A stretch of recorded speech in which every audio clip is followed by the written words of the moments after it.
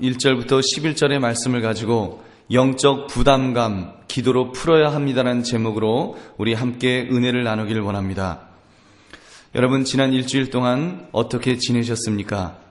명절에 가족들을 잘 만나고 오셨습니까?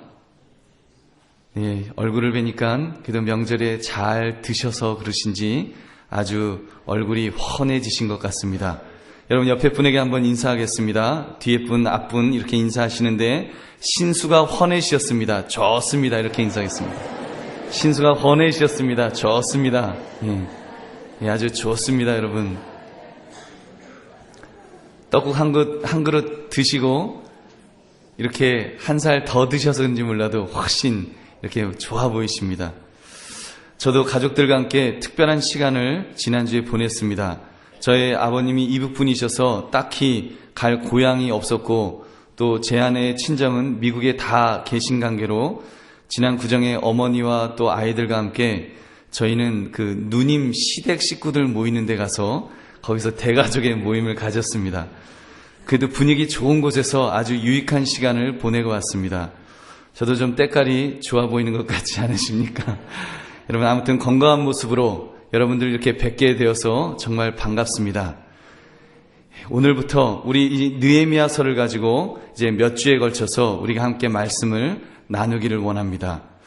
느헤미야서의 특징을 한마디로 말하라고 한다면 회복이라고 할 수 있습니다. 느헤미야서는 무너진 예루살렘 성을 재건하는 회복의 내용을 담고 있습니다. 느헤미야라는 인물을 잠깐 소개해드리면 그는 바벨론 나라의 술 맡은 관원이었습니다. 당시 술관원은 중요한 직책입니다. 왕의 술을 관리하는 일이라는 것이 독이 있는지 없는지를 감시하는, 검사하는 왕의 최측근에서 보좌하는 중요 직책이었습니다.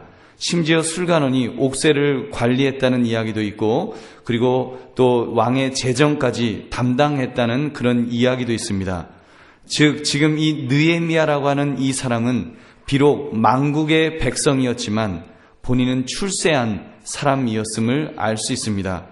느헤미야 시대를 정리하면 이렇습니다. BC 586년 유다 나라가 바벨론의 느부갓네살 왕에 의해서 멸망을 당하면서 대부분의 사람들이 바벨론으로 끌려갔습니다. 그리고 50년 후에 스룹바벨을 중심으로 1차 포로 귀환이 있었습니다. 그리고 20년이 지난 BC 516년에는 성전 재건이 완성되었습니다. 그리고 또 42년 후인 BC 458년에 에스라를 중심으로 제2차 포로 귀환이 있었습니다. 그리고 14년이 지난 지금 느헤미야는 예루살렘에 대한 소식을 재차 확인하고 있는 것입니다. 그는 하나니와 몇 사람이 유다로부터 오는 것을 이렇게 보았습니다. 그들이 오는 이유는 바사왕에게 지금 도움을 청하는 것입니다. 같은 동족을 만나자 느헤미야가 그들에게 조국의 상황이 어떠한지에 대해서 이렇게 물어보았습니다. 근데 그들의 대답이 참 가슴 아픈 이야기들만 해주었습니다. 예루살렘 성은 회파되고 성문들은 이렇게 다 불탔다는 것입니다. 무너진 지 이미 140년이 훌쩍 넘었지만 여전히 그 성은 폐허된 채로 있다라는 이야기를 해주었습니다. 그 성의 외관이 그 정도면 그 속에 살고 있는 남아있는 백성들의 삶이라고 하는 것은 뭐 두말할 것도 없을 것입니다. 남은 자가 예루살렘에서 큰 환난을 만나고 능욕을 당하면서 그렇게 지내고 있노라고 그런 이야기를 들려주었습니다. 이런 끔찍한 소식을 접하면서 느헤미야는 마음이 견딜 수가 없었습니다. 그는 혼자 술관원으로 호의호식할 수도 있었을 것입니다. 하나님은 느헤미야의 마음속에 영적인 부담감을 주셨습니다. 그의 눈에 눈물이 흐르게 하시고 그리고 끓는 피를 주셔서 조국에 대한, 내 나라, 내 민족에 대한 부담감을 가지게 된 것입니다. 그 부담감으로 느헤미야는 수일 동안 슬퍼하며 울었다라고 말씀합니다. 사랑하는 성도님들, 하나님께서 우리 믿는 사람들에게 영적 부담감을 주실 때가 있습니다. 교회를 향한 영적 부담감을 주실 때가 있습니다.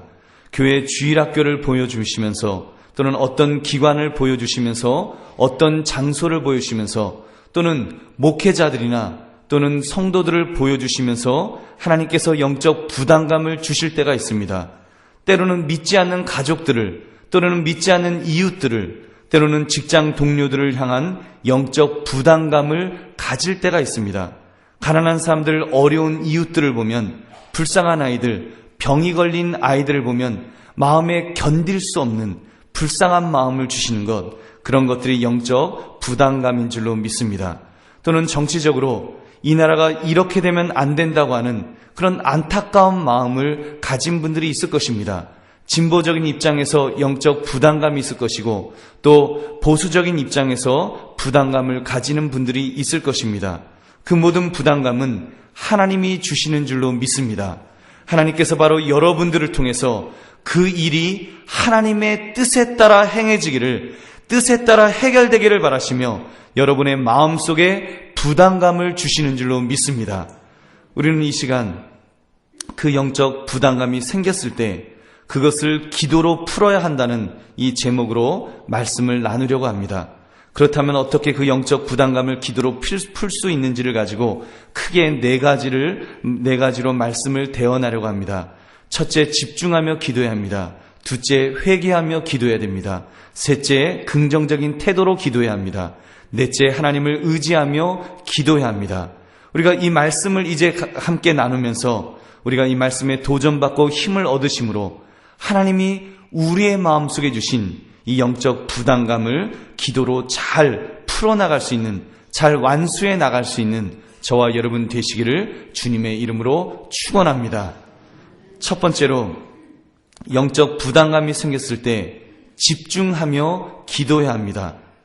여러분, 우리가 어떤 일을 할 때 기도로서 시작하는 것은 참으로 중요합니다. 아니, 가장 중요할 것입니다. 잠언 16장 9절을 보니까 사람이 마음으로 자기의 길을 계획할지라도 그의 걸음을 인도하시는 이는 여호와시니라. 여러분, 그렇다면 당연히 그 하나님께 우리가 기도해야 하지 않겠습니까? 근데 그 기도를 만약 느슨하게 한다고 해보십시오. 이를 이루시는 분에게 부탁드리는데, 곧 전능자에게, 실권자에게 부탁을 드리는데 집중하지 않는다고 해보십시오. 만약에 이런 예를 한번 드려보겠습니다. 만약 우리가 청와대에 들어가서 대통령에게 무엇을 부탁을 한다고 해보십시오.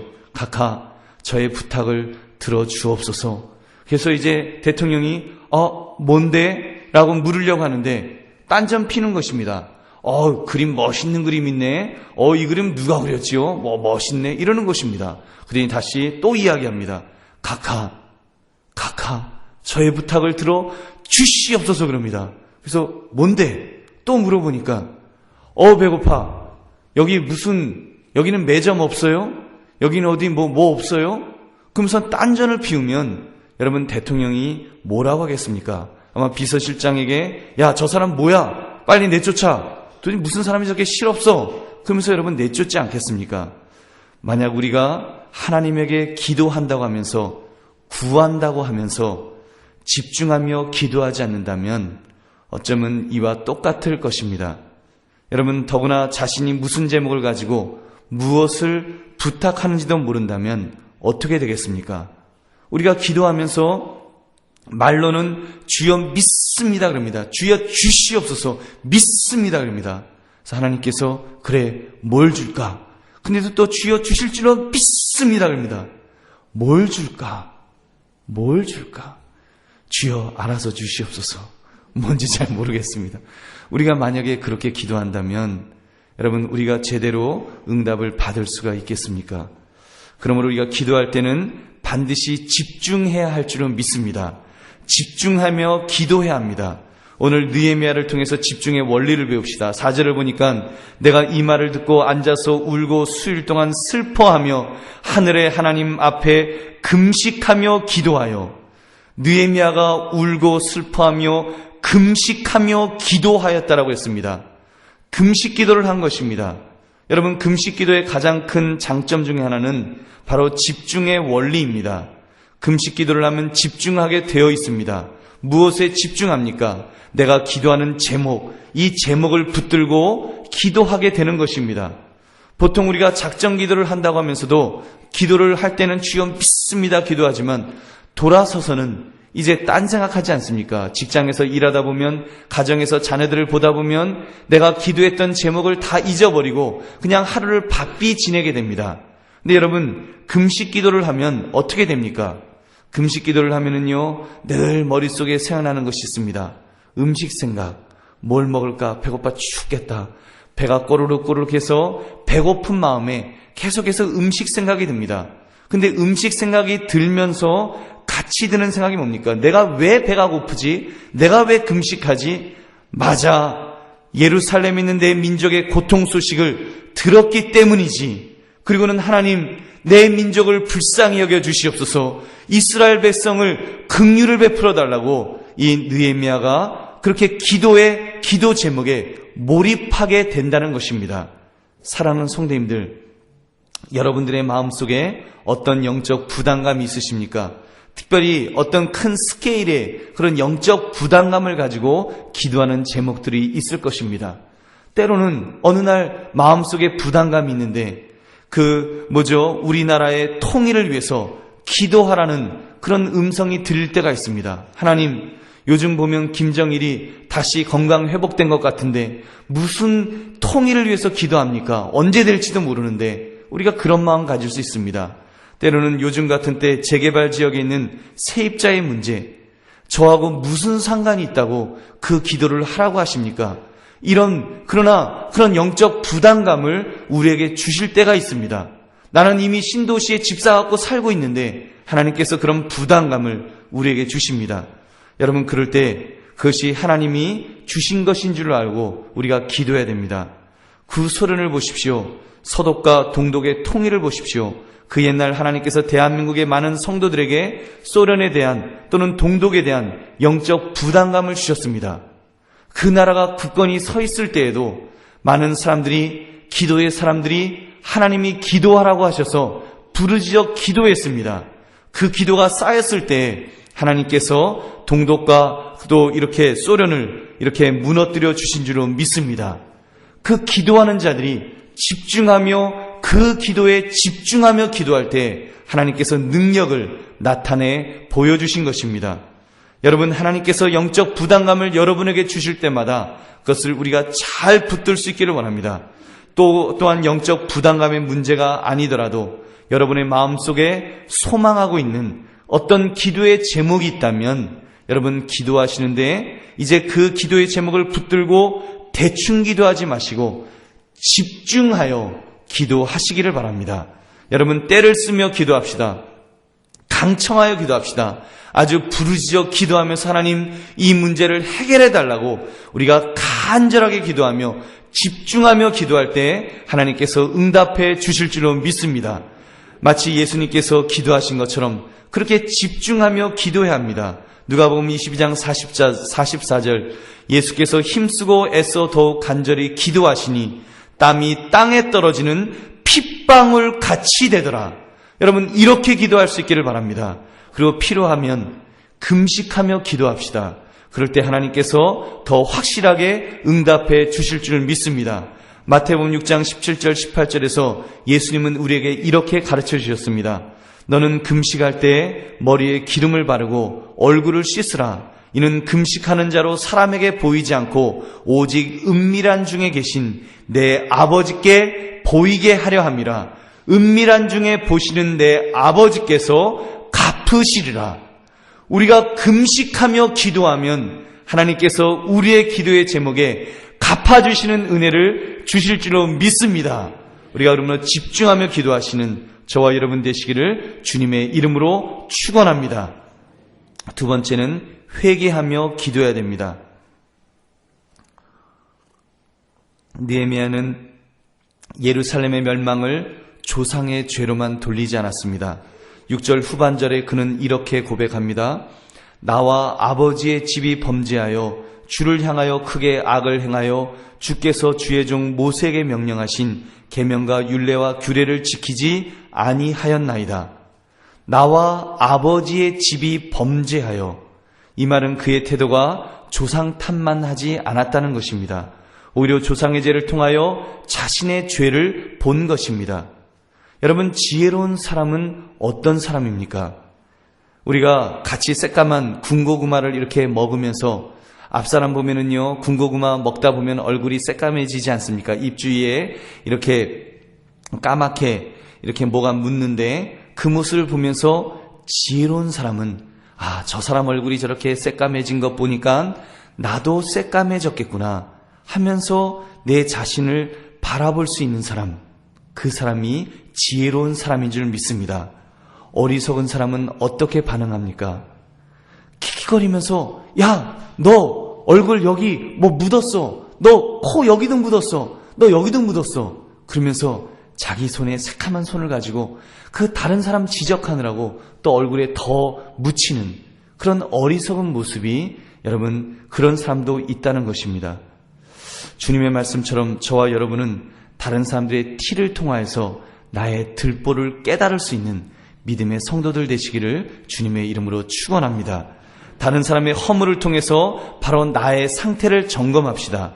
이것이 성숙한 성도의 영적 자세인 줄 믿습니다. 어떤 사람은 남의 허물만을 보며 욕하기에 바쁜 사람들이 있습니다. 다른 사람을 욕하며 손가락질할 때 그 손가락이 지시하는 방향을 여러분 자세히 보시기 바랍니다. 우리가 누구 저 사람 하고 손가락을 하는 순간 이 검지는 그 사람을 이렇게 지시할지 모르지만 이 나머지 세 손가락은 나를 지적하게 되어 있습니다. 더군다나 여러분 이 엄지는요 하늘을 향해서 하나님을 욕하게 된다면 여러분 그것이 얼마나 큰 죄이겠습니까? 여러분 우리들의 모습을 보십시오. 사람들이 대통령을 뽑아놓고 무엇이라고 말합니까? 지난번 노무현 전 대통령에 대해서 노통이다, 꼴통이다, 노면스럽다며 얼마나 많은 비난을 했습니까? 지금은 이명박 대통령을 향해서 맹박이 하면서 또 얼마나 많이 비난을 하고 있습니까? 사랑하는 성도님들, 우리는 남의 허물만 보지 맙시다. 우리는 남의 허물을 통해서 나의 죄를 발견하는 그런 지혜 있는 성도들 되기를 바랍니다. 여러분 우리가 기도할 때 제일 먼저 해야 될 것이 있다면 회개해야 하는 줄로 믿습니다. 기도는 내가 하나님 앞에 서서 하나님의 존전에서 기도하는 것입니다. 우리가 하나님의 존전에 서 있게 된다면 내 죄를 발견하지 않을 수가 없습니다. 우리가 영적 부담감을 가지고 기도한다고 하면서 하나님 앞에 선다고 하면서 우리가 내 죄를 바라보지 못하고 다른 사람의 허물만 보고 있다면 그것은 잘못된 것입니다. 예수님은 저와 여러분이 시퍼런 비판의 칼을 들고 다른 사람을 향해 휘두르는 것을 원하지 않으십니다. 주님은 이 땅에 오시면서 칼을 휘두르려고 이 땅에 오신 것이 아닙니다. 우리를 사랑하셔서 우리에게 긍휼을 베풀어 주시려고 우리를 용서하시고 우리를 살리시기 위해서 이 땅에 오신 줄로 믿습니다. 그러므로 우리가 그 주님 앞에 내 죄를 먼저 고백하기를 바랍니다. 주님, 나는 죄인입니다. 나는 죄인입니다. 나는 주님 앞에 설 수 없는 죄인입니다. 주님 내게 이런 영적인 부담감을 주시는데 이 부담감조차도 하나님 나와 같은 죄인에게 이런 거룩한 마음을 주시다니요. 주님 감사합니다. 내 죄를 용서해달라고 우리가 주 앞에 내 죄를 고백하면서 용서를 구할 때 주께서 우리의 죄를 용서해 주실 줄로 믿습니다. 주님, 참으로 주님께서 십자가의 보혈을 통해서 십자가에서 흘리신 보혈로 우리의 죄악을 하나하나 씻어 주실 줄로 믿습니다. 그러므로 우리도 하나님께 기도하면서 우리 민족의 죄를 고백하며 특별히 나의 죄를 고백하며 우리가 기도할 수 있는 저와 여러분 되시기를 주님의 이름으로 축원합니다. 세 번째는 긍정적인 태도로 기도해야 합니다. 8절 중반부부터 9절까지를 보면 느헤미야의 긍정적인 기도가 나옵니다. 그는 신랄 같은 빛을 통해서 하나님의 구원의 소망을 고백하고 있습니다. 만일 너희가 범죄하면 내가 너희를 여러 나라 가운데 흩을 것이요 만일 내게로 돌아와 내 계명을 지켜 행하면 너희 쫓긴 자가 하늘 끝에 있을지라도 내가 거기서부터 그들을 모아 내 이름을 두려고 택한 곳에 돌아오게 하리라 하신 말씀을 이제 청하건대 기억하옵소서. 지금 자기 민족이 범죄함으로 열국 중에 흩어져 있고 망했다는 것을 그는 고백하고 있습니다.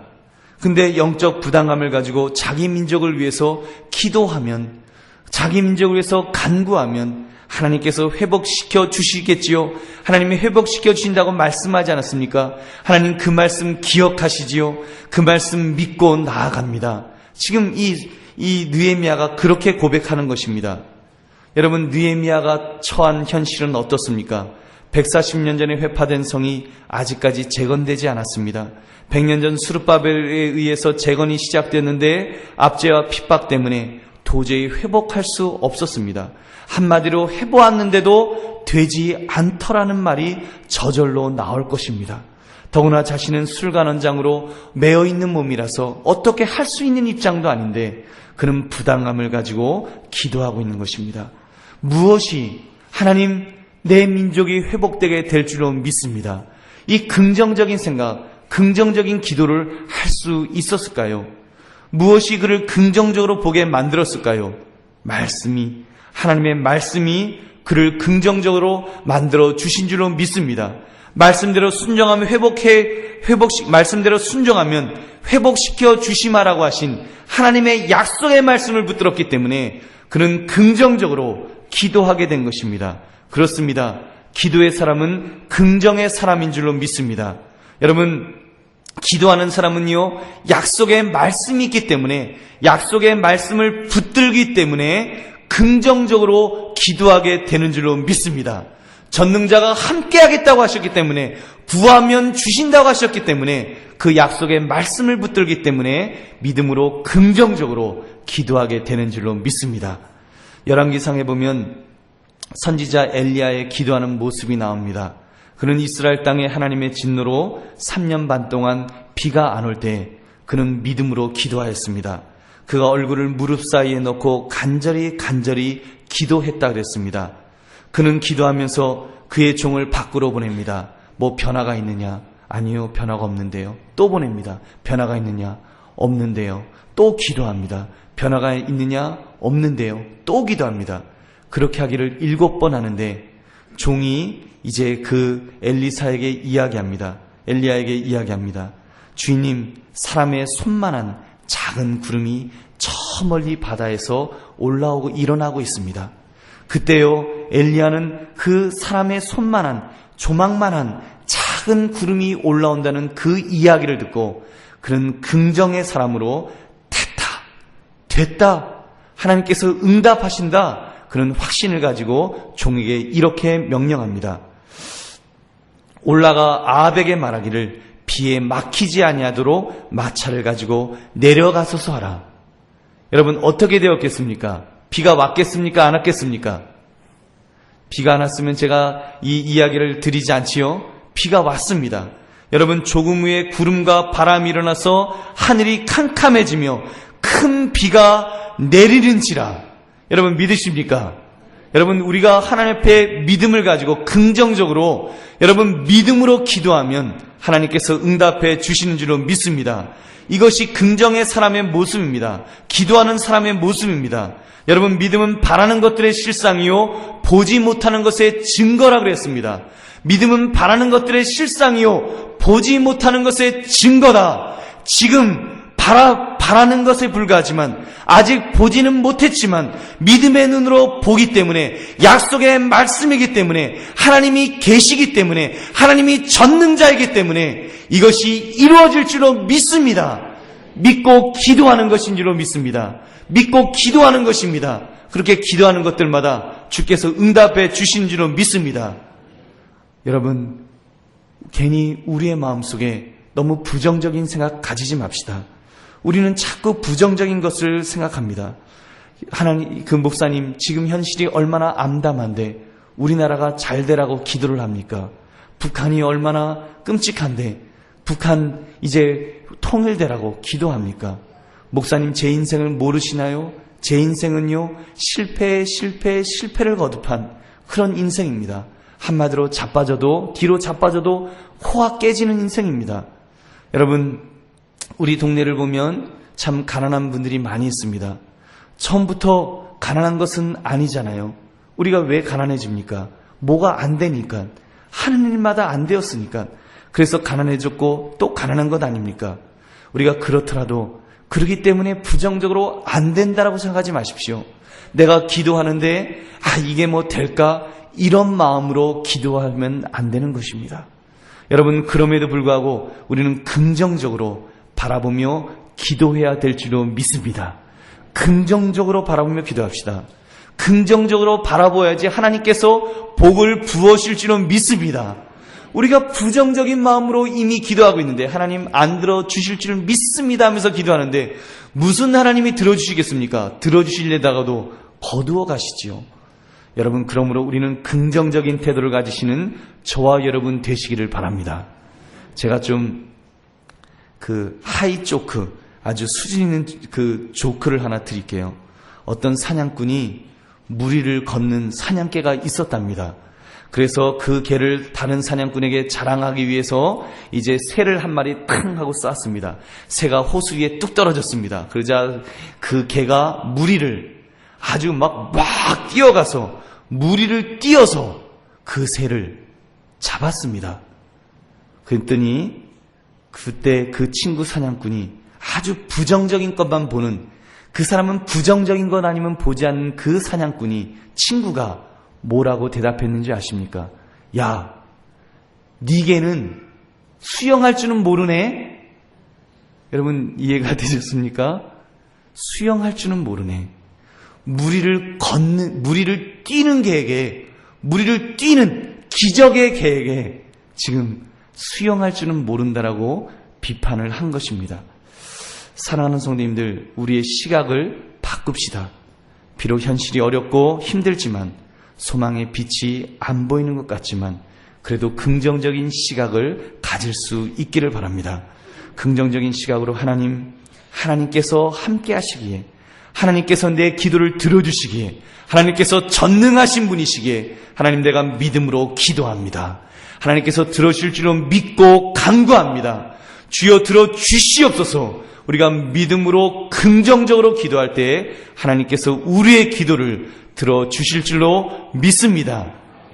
마지막으로 나의 삶에 하나님께서 함께 하셨던 그 하나님을 의지하며 기도해야 합니다. 느헤미야가 무엇이라고 말하고 있습니까? 10절을 보니까 이들은 주께서 일찍이 큰 권능과 강한 손으로 구속하신 주의 종들이요 주의 백성이니이다. 무슨 이야기입니까? 느헤미야는 하나님께서 실제로 이스라엘 백성을 구원하셨던 과거를 기억하며 기도하고 있는 것입니다. 그 하나님께서 애굽에서 이스라엘 백성을 구원하셨던 것처럼 이제 우리도 구원하실 것입니다. 확신하며 기도하고 있습니다. 여러분, 우리 기독교는요, 이런 면에서 자기 최면의 종교가 아닙니다. 긍정적인 사고방식 가지고 그냥 된다, 나는 된다, 하면 된다, 안 돼도 된다 하다가 그렇게 100번 1000번 외치며 자신에게 최면을 거는 종교가 아니라는 것입니다. 우리 기독교는 자기 최면의 종교가 아니라 긍정적인 사고방식, 여러분, 그 분명한 역사적 근거를 가지고 소망을 붙드는 종교인 줄 믿습니다. 분명한 역사적 근거, 애굽에서 종살이하던 백성들을 구원해 주신 하나님, 그 하나님은 지금도 살아계시기 때문에 그들을 구원하신 것처럼 나도 구원하실 줄로 믿습니다라고 나아가는 것, 그것이 믿음의 종교인 줄 믿습니다. 여러분, 사랑하는 성님들, 제가 몇 번 여러분들에게 말씀드렸습니다. 오래 신앙생활을 하시는 분들은 하나님께서 나에게 베풀어 주셨던 그 은혜의 체험들이 있습니다. 내가 힘들었을 때, 내가 아팠을 때, 내가 절망 속에 있었을 때 나를 붙들어 주시고 은혜로 보듬어 주셨던 그 체험이 있지 않습니까? 여러분, 그 체험을 기억하십시오. 그 체험을 회상하십시오. 옛날에만 기도 응답이 되었노라고 접어버리지 마시고, 여러분, 그때 응답하셨던 하나님 아버지, 내가 지금 이 문제를 가지고 기도합니다. 하나님, 이 문제에도 응답하실 줄로 믿습니다. 우리가 이 믿음 가지고 기도하는 것입니다. 하나님께서 나와 함께 하셨던 그 절망적인 때, 힘들 때에도 나와 함께 하셨던 하나님을 의지하며 기대하며 기도할 때 하나님께서 우리에게 응답해 주시는 것입니다. 여러분, 그 믿음의 기도로 한 발짝만 뒤로 물러서 보십시오. 지금은 내 눈앞에 문제가 너무나 커서 그 문제가 너무나 거대해 보여서 아무것도 보이지 않는 것 같지만 우리가 한 발짝만 뒤로 물러서면 여러분, 내 그 문제보다도 더 크신 하나님, 더 전능하신 하나님, 더 위대하신 하나님, 그 하나님이 보이실 줄 믿습니다. 그 하나님이 나의 기도를 들어주고 계시는 것을 보시게 될 줄로 믿습니다. 그 하나님 앞에 우리가 기도하면 하나님께서 응답해 주실 줄로 믿습니다. 사랑하는 성도님들, 혹시 여러분 중에 신앙생활을 하신 지 얼마 안 되신 분들이 있습니까? 목사님, 저는 그런 경험이 없는데요. 한 번도 그런 응답을 받아본 적이 없는데요. 혹시 그런 분이 계시다면 믿음의 선배들을 바라보시기 바랍니다. 신앙 간증 서적을 통해서든지 또는 구역 예배나 또는 신앙의 선배들이 내가 이러한 어둠의 긴 터널이 있었는데 하나님께서 나에게 응답해 주셨다는 그런 간증들을 여러분 들어보시기 바랍니다. 또 우리 믿음의 선배들, 여러분 다른 이야기 하지 마시고 그런 신앙적인 이야기 하시기 바랍니다. 괜히 여러분 만나서 아이고 이번 드라마 가문의 영광이 어떻게 될지 모르겠어, 그런 이야기 하지 마시고 그 가문의 영광 그런 거 잠깐 이렇게 보니까 이상한 내용이더라고요.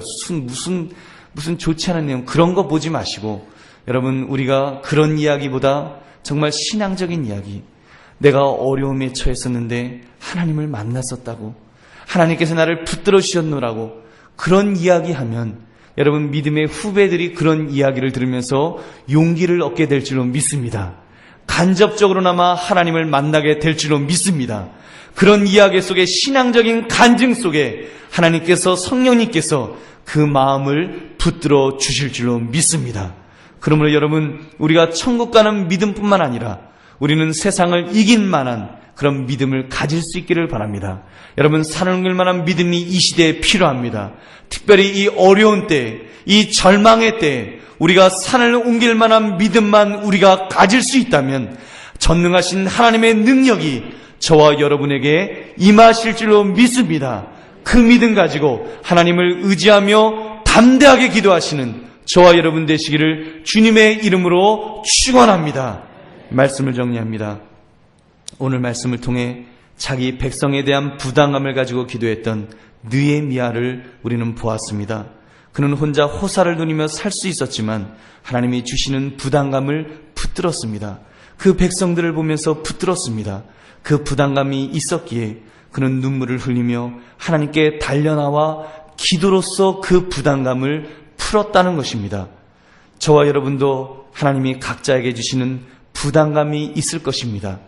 여러분, 성도를 바라보면서, 교회를 바라보면서, 이웃을 바라보면서, 또는 우리나라의 정치 상황을 바라보면서, 이북에 있는 우리 동포들을 바라보면서, 또 세계에 있는 가난한 나라들, 가난한 나라 속에 굶어 죽어가는 아이들을 바라보면서 여러분, 하나님께서 여러분의 마음속에 주시는 부담감들이 있을 것입니다. 그 영적인 부담감, 여러분, 그것을 우리가 하나님께서 주실 때 그 부담감을 붙들고서 그것을 기도로 풀어나가시기 바랍니다. 또한 여러분 가정의 어떤 문제 때문에, 자녀의 어떤 문제 때문에, 사업의 어떤 일들 때문에 지금 그것이 마음의 부담감이 되어서 주 앞에 여러분 참으로 갈등하고 있는 부분들이 있습니까?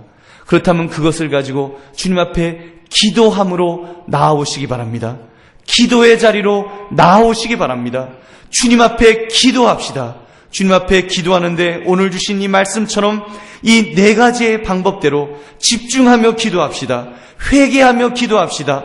긍정적인 태도로 기도합시다. 나의 삶에 함께 하셨던 하나님을 의지하며 기도합시다. 그러므로 하나님이 주신 영적 부담감을 기도로서 잘 풀어가심으로 우리가 주 앞에 응답받고 승리하며 살아가시는 저와 여러분 되시기를 주님의 이름으로 축원합니다. 우리 함께 기도하겠습니다. 여러분,